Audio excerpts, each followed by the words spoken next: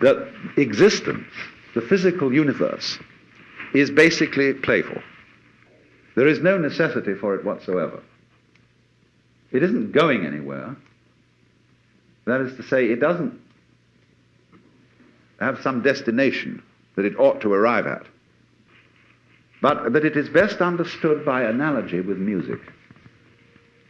Because music, as an art form, is essentially playful. We say you play the piano. You don't work the piano. Why? Music differs from, say, travel. When you travel, you are trying to get somewhere. In music, though, one doesn't make the end of a composition the point of the composition. If that were so, the best conductors would be those who played fastest. And there would be composers who wrote only finales.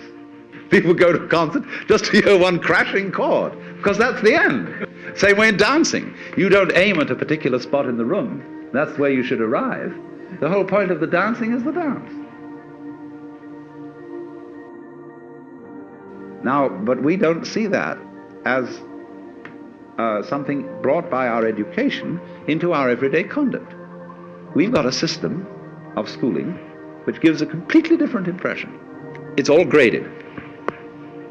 And what we do is we put the child into the corridor of this grade system with a kind of, come on, kitty, kitty, kitty. And yeah, you go to kindergarten, you know, and that's a great thing because when you finish that, you'll get into first grade. And then come on, first grade leads to second grade and so on, and then you get out of grade school, you've got high school, and it's revving up, the thing is coming. Then you're going to go to college, and by Jove, then you get into graduate school, and when you're through with graduate school, you go out to join the world. And then you get into some racket where you're selling insurance, and they've got that quota to make, and you're going to make that, and all the time the thing is coming. It's coming, it's coming, that great thing, the success you're working for.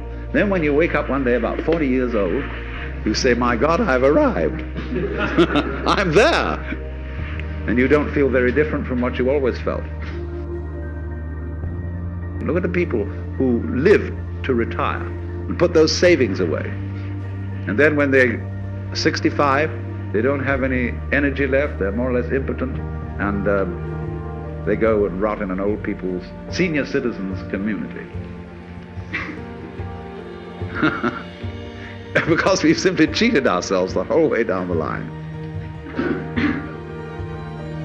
We thought of life by analogy with a journey, with a pilgrimage, which had a serious purpose at the end, and the thing was to get to that end, success or whatever it is, or maybe heaven after you're dead.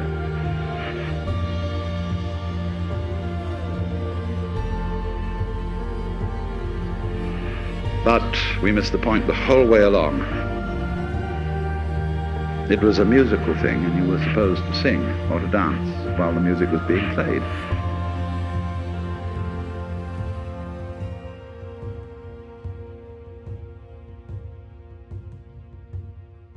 You taught me the courage of stars before you left.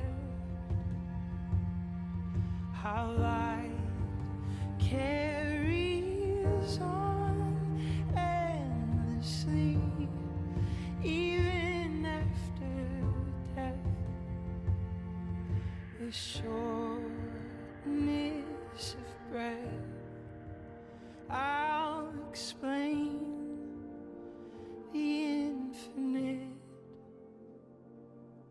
how rare and beautiful it truly